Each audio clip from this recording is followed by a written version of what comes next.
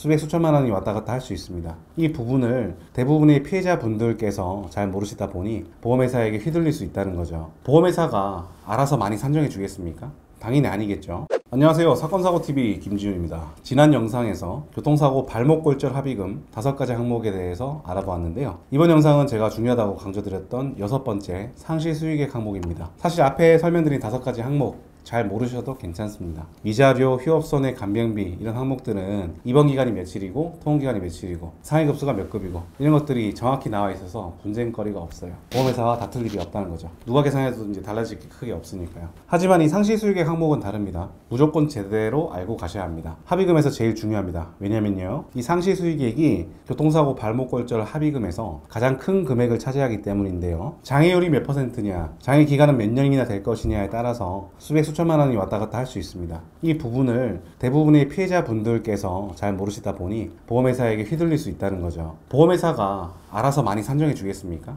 당연히 아니겠죠. 그러면 이 보험회사는 보험금을 적게 지급하기 위해 어떻게 할까요? 바로 이 상시수익액 항목을 적게 산정하려고 하겠죠. 어떻게? 장애를 아예 인정하지 않는다든지 아니면 인정을 하더라도 조금만 인정하려고 한다는 거죠. 괘씸하지 않습니까? 그런데 모르고 계시면 당할 수 있다는 겁니다. 억울하게요. 그럼 상시수익액이 어떻게 산정되는지 먼저 알아보시죠. 이 항목은 3가지를 곱해서 계산합니다. 소득 곱하기 노동능력 상실률 곱하기 노동능력 상실 기간에 해당하는 호프만 계수인데요. 곱하기니까 이 3가지가 각각 높을수록 합의금이 많아지겠죠. 중요합니다. 여기서 소득은 피해자의 현실소득이니까 크게 바뀔 것은 없겠고, 노동능력 상실률과 노동능력 상실 기간, 이게 클수록 합의금이 많아지는 건데요. 여기서 노동능력 상실률이라는 것은 쉽게 말해서 소득이 감소되는 정도, 퍼센트를 말하고요. 노동능력 상실 기간은 말 그대로 기간, 몇 년이나 손해보느냐를 보는 겁니다. 그리고 호프만 개수는 중간이자를 공제하는 개수인데요. 이거는 개월수마다 정해져 있기 때문에 모르셔도 괜찮습니다. 계산은 제가 해드리겠습니다. 알기 쉽게 계산해 놨는데요. 1년, 3년, 5년 비교를 해볼게요. 예를 들어서 월소득이 500만 원인 사람이 발목관절에 14% 노동능력을 1년간 남기게 되었다고 했을 때 상실수익액은 818만 원 정도 계산이 되고요. 3년일 때 2340만 원, 5년일 때 3740만 원 정도 됩니다. 생각보다 금액 차이가 많이 나죠. 그래서 이 장애율과 장애 기간을 올바르게 평가받는 것이 중요하다는 겁니다. 보험회사와 가장 분쟁이 많은 부분이 이 상시수익액 항목이에요. 보험회사에서는요, 여러 가지 근거를 제시하면서 적게 해주려고 할 텐데요. 의견을 반박하기 위해서는 피해자 본인께서 부상 정도와 현재 몸 상태에 대해서 제대로 평가를 받아서 전문적으로 대응을 하셔야 합니다. 그런데 대부분 일반인 분들께서는 보험회사와는 달리 사건을 처리해 본 경험과 의학적인 지식이 부족할 수밖에 없기 때문에 혼자서 대응하신다면